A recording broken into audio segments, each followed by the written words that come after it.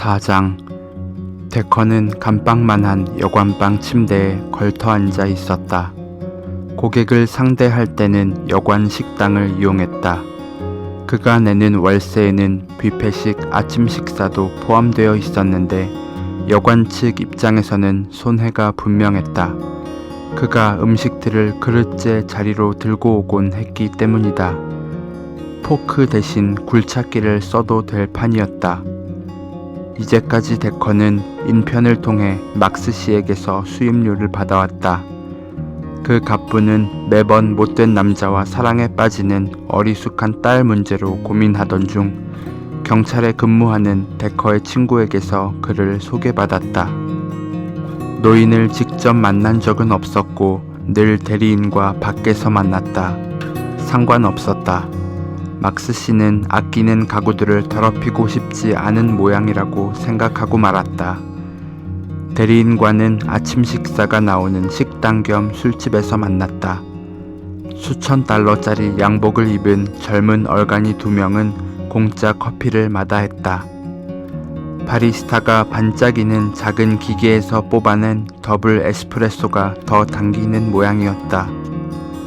두 사람은 자기들 커피가 얼마나 근사한지, 데커의 커피는 얼마나 후진지 정확히 안다는 표정을 짓고 있었다.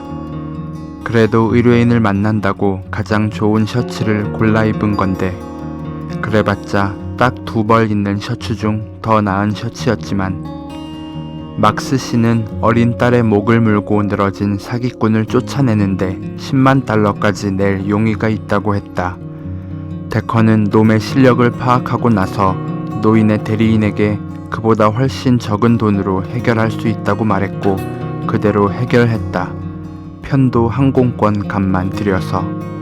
그렇다면 원래 생각했던 10만 달러에서 조금 떼어줄 법도 했는데 그런 건 없었고 시간당 수당만 줬다. 그래도 애초에 비용을 두둑히 책정해서 단단히 받아 챙겼다. 물론 보너스가 있었다면 더 좋았겠지만 부자는 괜히 부자가 아니다. 그래도 막기를 잘한 사건이었다. 사기꾼이 사기당하는 꼴을 봤으니까. 게다가 제니 막스는 몇 달 뒤에 똑같은 상황에 다시 처할 테니 재의뢰도 보장되어 있었다. 그때는 수임료를 단단히 청구할 생각이었다. 그는 방을 나와 여관 로비와 연결되는 식당으로 갔다. 이른 시간이라 팔순의 노파 준 말고는 아무도 없었다. 노파는 접시에 기름진 감자튀김을 퍼담으며 인생의 황금기를 즐기고 있었다. 그도 접시에 음식을 담고 평소 앉는 자리에 앉았다. 포크가 입을 향해 중간쯤 올라갔을 때 그녀가 다가오는 게 보였다. 그녀는 42살로 그와 동갑내기였지만 실제보다 더 들어 보였다. 그런 직업을 가지고 있으면 감수해야 하는 부분이다. 그 역시 마찬가지고. 그는 시선과 포크를 아래로 떨어뜨리고 접시 여기저기 소금을 뿌려댔다. 산만한 덩치가 쪼그라들어 단백질과 탄수화물 덩어리에 가려졌으면 좋겠다고 생각하면서 안녕 에이머스. 안녕할 리가 있나. 그는 포크로 식은 달걀과 간 옥수수, 베이컨, 감자튀김, 케첩을 찍어 목구멍에 퍼넣었다. 입을 벌리고 우적우적 씹었다. 이 꼴을 보고 그대로 뒤로 돌아 왔던 길로 나가라 하는 마음으로. 하지만 그런 행운이 있을 리가 없었다. 그녀가 그의 맞은편으로 앉았다. 탁자는 작았고 그녀도 작았다. 반면 그는 거대했다. 가만히 있는 것만으로도 탁자의 대부분을 차지했다. 어떻게 지내? 그녀가 물었다. 그는 음식을 입안에 더 쑤셔넣고 입술을 맞부딪혀 쩝쩝 소리를 냈다. 올려다보지는 않았다. 봐서 뭐 하겠나? 어차피 그녀에게서 원하는 말을 들을 리도 없는데. 그녀가 말했다. 계속 그런 식으로 나온다 이거지? 그럼 계속 기다리지 뭐. 남는 게 시간이야. 그는 결국 그녀를 쳐다보았다. 그녀는 꼬챙이처럼 말라 있었다. 허구한 날 음식 대신 담배와 껌으로 연명하니 그럴만도 했다. 그가 지금 먹는 식사 한 끼가 그녀가 한 달 내내 먹는 양보다 많을지도 모른다. 머리카락은 창백한 금발이었고 피부는 쭈글쭈글하고 얼룩덜룩했다. 휘어진 코는 순경 시절에 주정꾼과 부딪혔을 때 그리 된 거라고들 했다. 턱은 작고 뾰족해서 지나치게 커다란 입에 삼켜질 듯 보였고 입속에는 들쑥날쑥한 치아가 동굴에 매달린 박쥐처럼 도사리고 있었다. 예쁜 여자는 아니다. 하지만 출중한 여자다. 예뻐서가 아니라 벌링턴 경찰서 최초의 여성 형사라는 점에서 그가 아는 한 그녀는 아직도 최초이자 유일한 여성 형사다. 그리고 두 사람은 예전의 파트너였다. 함께 벌링턴 경찰서 사상 최고의 검거율과 유죄 선고율이라는 기록을 세웠다. 동료들은 두 사람을 대단하다고 생각하거나 너무 나댄다고 생각했다. 라이벌 형사들은 그들을 스타스키와 허치라고 불렀다. 데커는 자기가 스타스키와 허치 중 어느 쪽인지 금발인지 갈색 머리인지 알 수 없었다. 안녕, 메리 수전 랭커스터. 그가 말했다. 달리 뭘 어쩌겠나. 그녀는 씩 웃고는 손을 내밀어 그의 어깨를 쿡 찔렀다. 그는 살짝 찡그리며 슬며시 몸을 뺐지만 그녀는 알아채지 못했다. 네가 내 중간 이름을 알고 있는 줄은 몰랐네. 그는 음식을 내려다보았다. 잡담 한도 초과.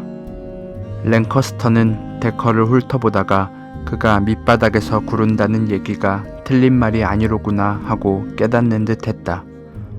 어떻게 지냈는지 안 물을게, 에이머스. 별로 좋아 보이진 않네. 그래도 요즘은 여기서 지내. 종이박스가 아니라. 그가 무뚝뚝하게 말했다. 그녀는 깜짝 놀란 표정으로 말했다. 미안, 그런 뜻으로 한 말은 아니었어. 뭐 필요한 거 있어? 그가 물었다. 나 바빠. 그녀가 고개를 끄덕였다. 그렇겠지. 너랑 얘기하려고 들렀어. 누구랑 얘기하고 나서? 네가 여기 있는 거 어떻게 알았냐는 소리지? 데커의 얼굴에 그렇다는 표정이 역력했다. 친구의 친구한테 들었지. 너한테 그렇게 친구가 많은 줄 몰랐네. 데커가 말했다. 웃자고 한 소리는 아니었고 그도 웃지 않았다. 하지만 그녀는 냉랭한 분위기를 깨보려고 억지로 웃음을 짜내 킥킥거렸다. 나 형사잖아. 다 알 수 있지. 벌링턴이 엄청 넓은 것도 아니고 여긴 뉴욕이나 LA가 아니잖아. 그는 쩝쩝거리며 음식을 더 집어넣었다. 정신은 다시 채색된 숫자들과 머릿속의 시계를 헤매기 시작했다. 그녀는 그가 생각에 빠져드는 것을 눈치채고는 말했다. 내가 겪은 일들 정말 안타까워. 많은 걸 잃었지, 에이머스. 그런 일을 당할 사람이 아닌데 다른 사람은 그래도 된다는 얘기는 아니지만 그는 감정이 조금도 실리지 않은 얼굴로 그녀를 흘끔거렸다. 연민으로는 그의 관심을 끌 수 없다. 그는 연민을 바라지 않았다. 그의 마음이 연민이라는 감정을 더 이상 수용하지 않았다. 그녀는 그의 생각이 다시 떠나가고 있다는 걸 감지하고 재빨리 말했다. 할 말도 있고 해서 왔어. 그는 그녀를 위아래로 훑어보다가 참지 못하고 말했다. 살 빠졌네. 거기서 2-3kg만 더 빠져도 큰일 나.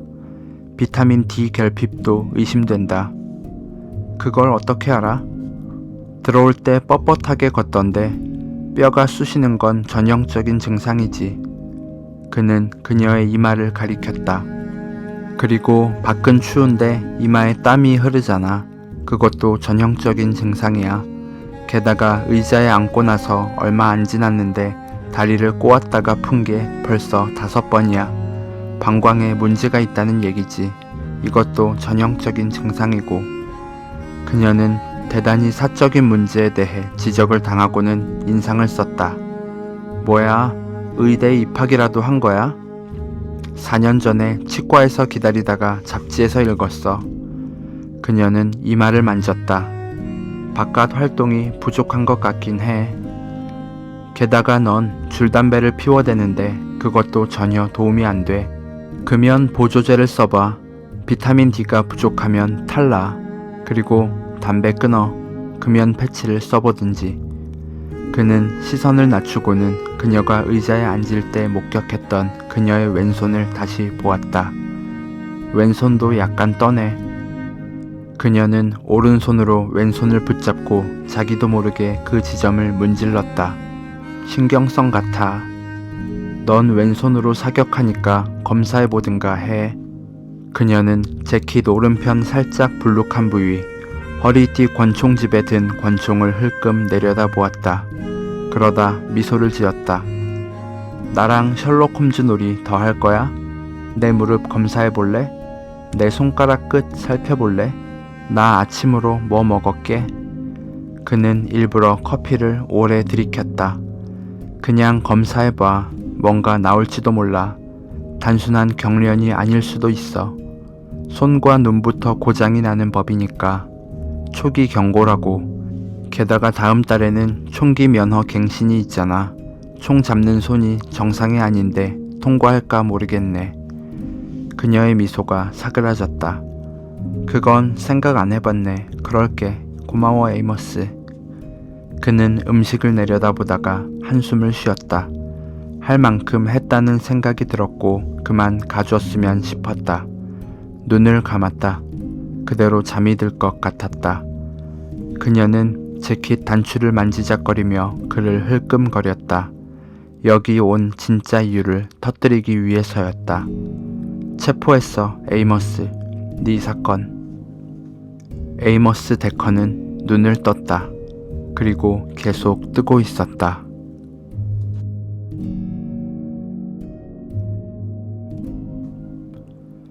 5장. 데커는 두 손을 탁자 위에 올려놓았다. 그의 손이 동그랗게 말려 주먹으로 변하고 엄지로 검지를 세차게 문질러서 자국이 생겼다. 놈의 이름은? 데커는 먹지 않아 수북히 쌓여있는 스크램블드에 그를 내려다보며 말했다. 세바스찬 레오폴드. 흔치 않은 이름이지. 그렇지만 그놈이 그렇게 말했어. 데커는 다시 눈을 감고는 그가 블랙박스라고 부르는 머릿속의 영상 저장 장치를 켰다.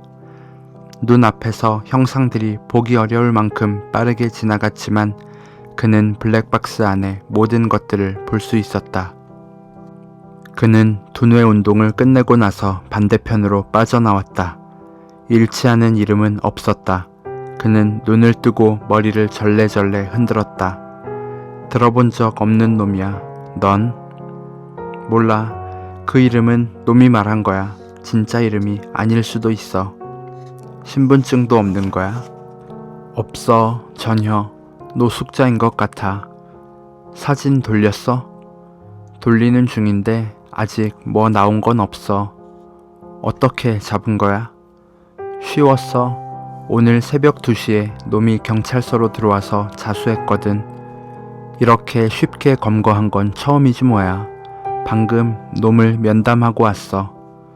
데커는 그녀를 쏘아보았다. 거의 16개월이나 지난 이 시점에 놈이 제 발로 와서 내가 3명을 죽였소 하고 자백했다고? 알아. 흔치 않은 일이지. 동기는? 그녀는 불편한 표정을 지었다. 오늘은 예의상 미리 알려주려고 온 거야. 수사가 진행 중이라 다른 정보는 곤란해. 알잖아. 그는 탁자 반대편까지 거의 닿도록 몸을 내밀었다. 그러고는 옛날 경찰서에서 맞붙은 책상에 앉아있을 때처럼 그녀를 물끄러미 바라보며 차분한 목소리로 말했다. 동기는? 그녀는 한숨을 내쉰 다음 주머니에서 껌을 하나 꺼내 반으로 구부린 뒤 입에 던져 넣었다. 3번 씹고 나서 그녀가 말했다. 레오폴드 말이 내가 그 자식을 무시한 적이 있대. 자기를 열받게 했다나 뭐라나. 언제 어디서? 세븐일레븐에서. 놈이 그 짓을 하기 한 달 전쯤에 원한을 품었나봐. 우리끼리 얘긴데 그놈 제정신이 아닌 것 같다. 어느 세븐일레븐? 뭐? 어느 세븐일레븐? 그게 너희 집 근처겠지. 14번가 드살레에 있는 거 말이야. 놈이 널 집까지 따라갔대. 그래서 사는 곳을 알아냈다더라. 그럼 노숙자 주제에 자동차가 있다는 거네. 난 생전 거기 세븐일레븐까지 걸어서 간 적이 없어. 당시에는 노숙자였는지 어땠는지 모르지만 놈은 그냥 걸어갔대. 아직 모르는 게 너무 많아. 식별 사진. 놈이 체포됐다면 사진과 지문이 있을 것이다. 그녀는 휴대폰을 들어서 사진을 보여주었다. 작은 화면에 한 남자의 얼굴이 있었다. 햇볕에 그을린 지저분한 얼굴, 부스스한 머리카락에 산발한 턱수염. 그런 점에서 레오폴드는 데커와 닮아 있었다. 그는 눈을 감았다. 머릿속에 블랙박스가 다시 작동했다. 하지만 끝까지 훑어도 역시나 일치하는 사람은 없었다. 본 적 없는 놈이야. 외모가 달라졌는지도 몰라. 그는 고개를 젓고는 말했다. 나이는? 가늠하기 어렵고 놈도 말을 안 해. 40대 초반 정도. 체구는 183cm에 77kg. 날씬해 아님 통통해? 날씬해. 내 느낌으론 거의 꼬챙이처럼 말랐어. 처남은 덩치가 나랑 비슷했고 건설 노동자였어. 트럭도 들어올릴 남자였지. 그런데 레오폴드가 어떻게 1대1로 붙어서 처남을 제압했을까? 그건 수사 내용이야, 에이머스. 말 못해. 그는 다시 그녀를 응시하면서 침묵으로 할 말을 대신했다. 그녀는 한숨을 쉬고는 맹렬히 껌을 씹고 나서 말했다. 놈의 말이 너희 처남이 술에 취해서 식탁에 앉아 있었대. 놈이 오는 걸 못 봤다는군. 처남이 넌 줄 알았대. 뒤에서 보고. 난 처남이랑 닮은 구석이 하나도 없어. 뒤에서 봤다잖아, 에이머스. 그리고 이 레오폴드라는 놈 또라이야. 나사가 빠진 놈이라고. 데커는 눈을 감았다. 그러니까 이 나사 빠진 또라이 놈이 처남을 처치하고 나서 위층으로 올라가 아내를 쏘고 딸 목을 졸랐다. 그가 눈을 뜨자 랭커스터는 자리에서 일어났다. 물어볼 거 더 있어. 그가 말했다. 난 더 대답할 거 없어. 여기 온 것만으로도 잘릴 수 있어. 너한테 이 얘기 한 건 말할 것도 없고. 알잖아. 그도 일어서서 그녀를 굽어보았다. 내가 가서 놈을 좀 봐야겠어.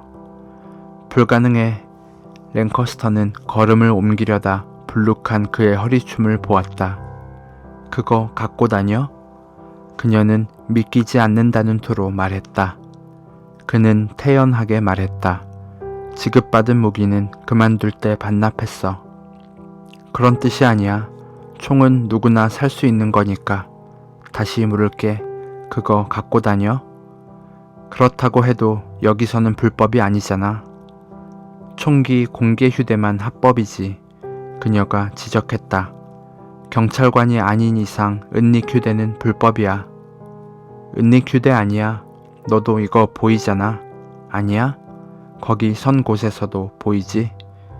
그거랑은 달라, 에이머스. 너도 알잖아. 그는 두 손을 나란히 내밀었다. 그럼 수갑 채우든가. 경찰서로 데려가서 세바스찬 레오폴드랑 같은 깜빵에 넣어줘. 내 총은 압수해도 돼. 난 필요 없어. 그녀는 뒤로 물러났다. 떼쓰지 마. 우리가 처리하게 놔둬. 놈은 우리 수중에 있고 여긴 사형제도가 있어. 놈이 저지른 만큼 대가를 치르게 할 수 있다고. 그래, 한 10년은 걸리겠지. 그동안 놈은 하루 세끼 꼬박꼬박 나오는 침대 딸린 집에서 잘 살 거고, 그리고 변호사가 놈이 미쳤다는 서류 작업만 제대로 해준다면 편안한 정신병원으로 도망쳐 책 읽고 퍼즐 게임하고 상담받고 공짜 약물 치료를 받아가며 살게 될 테지. 지금 놈 처지에서는 감지덕지 아니겠어? 나라면 당장 그런 작전으로 갈 거야. 놈은 세 사람을 죽였다고 자백했어. 그렇게는 못 빠져나가. 그놈 보게 해줘. 랭커스터는 돌아서서 종종 걸음으로 걸어가 버렸다. 그러다 다시 돌아서더니 으르렁댔다. 고맙다는 말도 안 하냐? 머저리 자식아.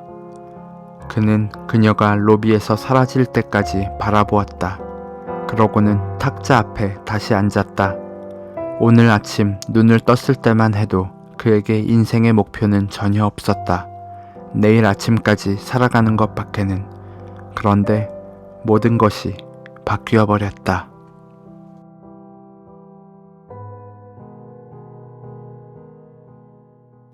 6장. 데컨은 방으로 돌아가서 휴대폰을 꺼냈다. 뉴스피드를 살펴봤지만 레오폴드 검거에 대해서는 함구령이 내렸는지 아무것도 찾을 수가 없었다. 인터넷에서 그 이름을 검색해 보았지만 일치하는 결과는 몇 개뿐이었고 그나마도 동명이인임이 분명했다. 레오폴드는 제 발로 찾아와 세 사람을 죽였다고 자백했다. 정신 이상으로 감형을 받는다 해도 평생 안에서 썩어야 한다. 과연 그자가 진범일까? 정말 그자가 그랬을까? 진위는 어렵지 않게 가려질 것이다. 경찰은 범죄 사건에 대한 구체적인 내용은 상당 부분 공개하지 않는다.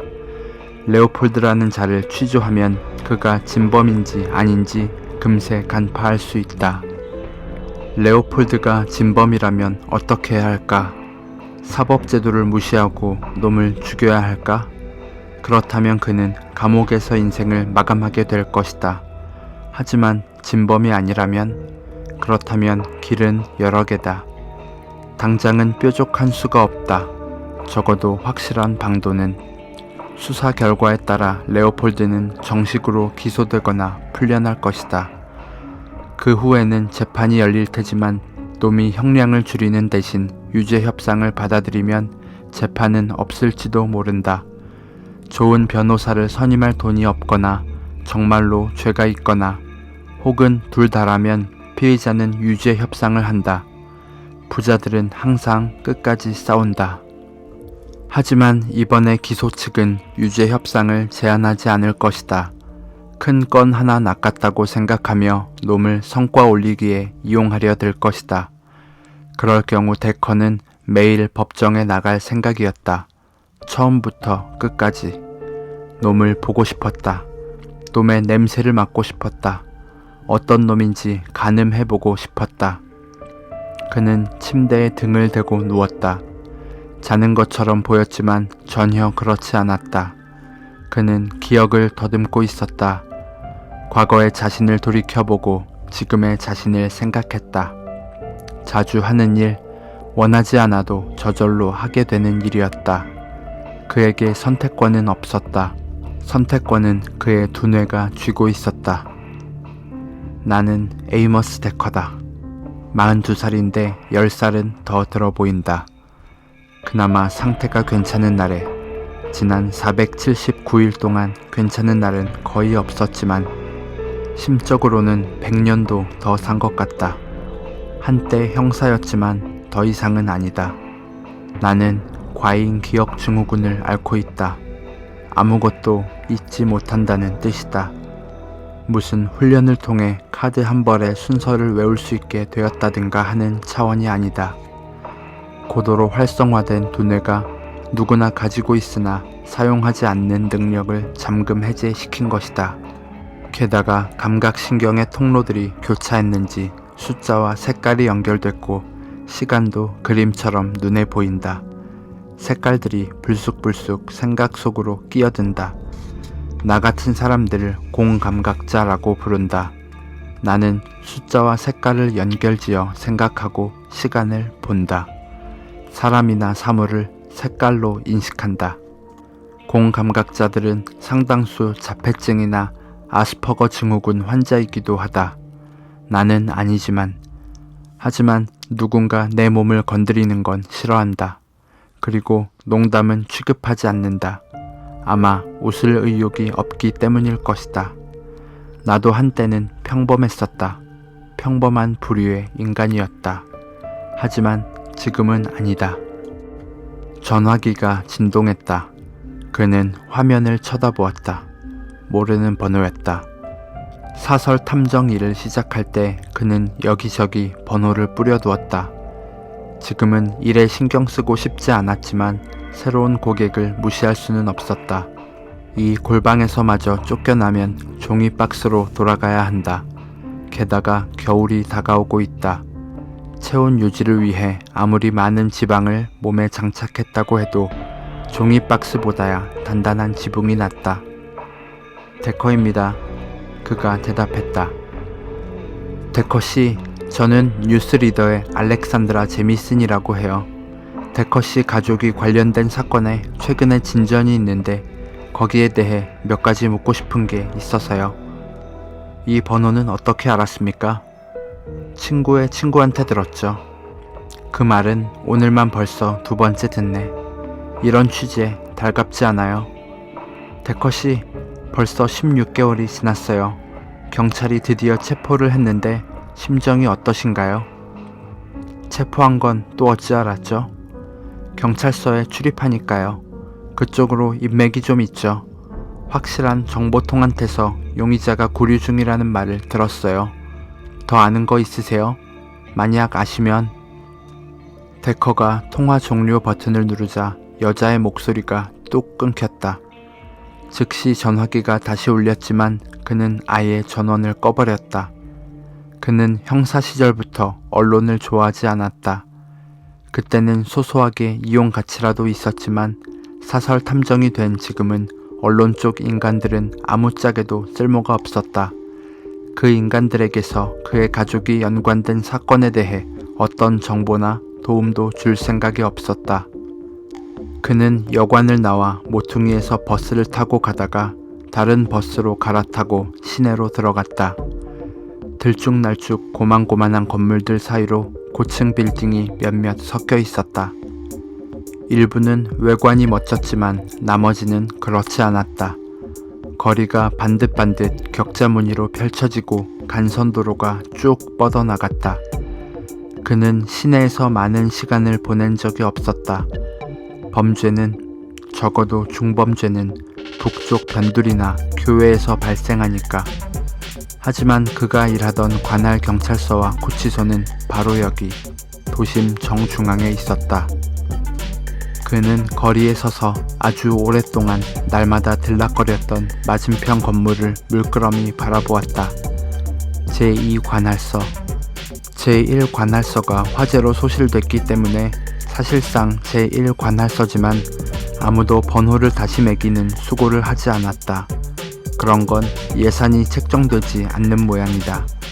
건물 이름은 40년 전쯤 이름을 떨쳤던 당시 경찰서장 윌터 제임스 오말리의 이름을 따 붙여졌다. 서장은 술집 밖에서 정부를 끼고 있다가 돌연사했는데 그 사실이 건물에 그의 이름이 붙는데 걸림돌이 되지는 않았다. 그가 쓰던 자리는 3층에 있다. 밖을 내다보곤 하던 창문이 보였다.